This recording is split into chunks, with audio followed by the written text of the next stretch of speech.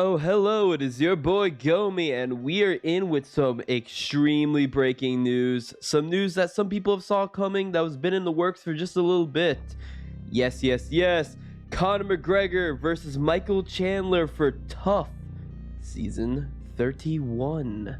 So, for a little bit now, Conor McGregor has been saying on Twitter that he is in talks for being offered TUF. A lot of people thought it'd be Tony Ferguson. It's kind of sad we didn't get to see Tony, him coming from TUF and being a TUF alumni and a winner of all things, and it would have been a nice payday for him.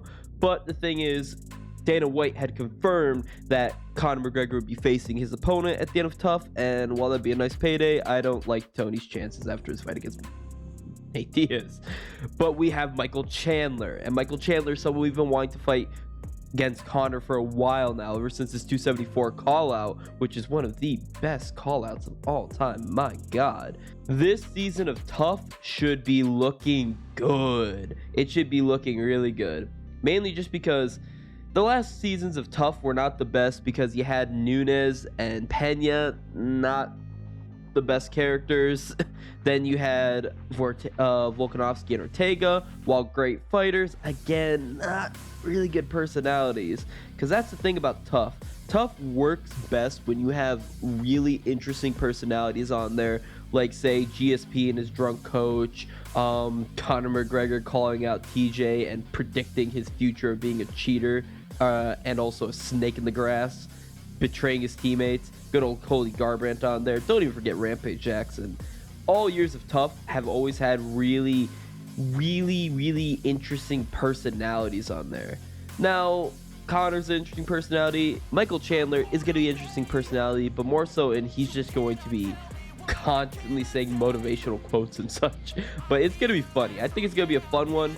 The main thing, though, I truly care about is that the coaches are fighting. Now, it's going to debut on May 30th and run all the way on ESPN and ESPN Plus, and go all the way for August 15th at the conclusion. Now, I have a few questions about this. Is it going to be an actual TUF finale, or are they going to put the TUF finale on pay-per-view? Because that's something I think would be very interesting this time, because it's going to be a much more grandiose TUF than other ones. And historically, usually the TUF fights, like the TUF cards, are actually, the finale cards are really good, actually. Like the last one was Jamal Hill versus Thiago Santos. That one, the whole card was finishes. It was very good. Had Usman's brother on it. You got to see Vicente Luque die against Jeff Neal, death by uppercut by about 9 or so. I could see them throw the coaches fighting on the main card. They don't do that often. Like, for example, Pena and Nunes, they fought on UFC. I cannot remember which one it was, but I think it was 277. Forgive me. But yeah, they didn't fight on the finale, but I think they could do it this time. I think that'd be very interesting to have that, because no matter what, this is a pay-per-view. It's going to be the headliner of a pay-per-view.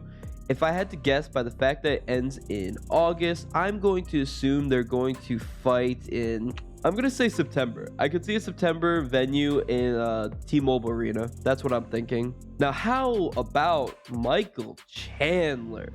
Michael freaking Chandler has been blessed by the UFC gods, because in his short stint in the UFC, when he made his debut in January of 2021, he has had 5 pay-per-views, and each one on a massive marquee, one of which being a title shot for himself, and then the rest just being, again, biggest pay-per-views of the year.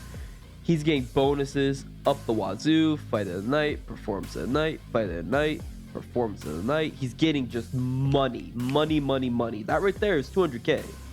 That right there is 200k that he just got. It's really good to see, because Michael Chandler, I felt for a long time, had been an underappreciated fighter. I know a lot of people are not fans of him jumping around and getting like premier Dana White treatment. I don't care. He's exciting. I've been a fan of him since 58, back in 2011. I'm happy he's getting his massive payday 12 years later. So now, how's the fight gonna go, though? That's the question.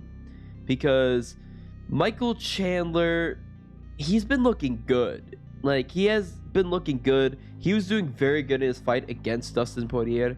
He did a lot of damage to Dustin. Granted, there's some foul moves in there, but everyone cheats on Dustin for some reason. But yeah, Conor McGregor versus him.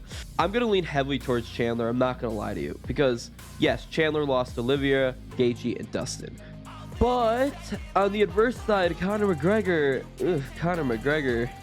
he's coming off a 2-year layoff.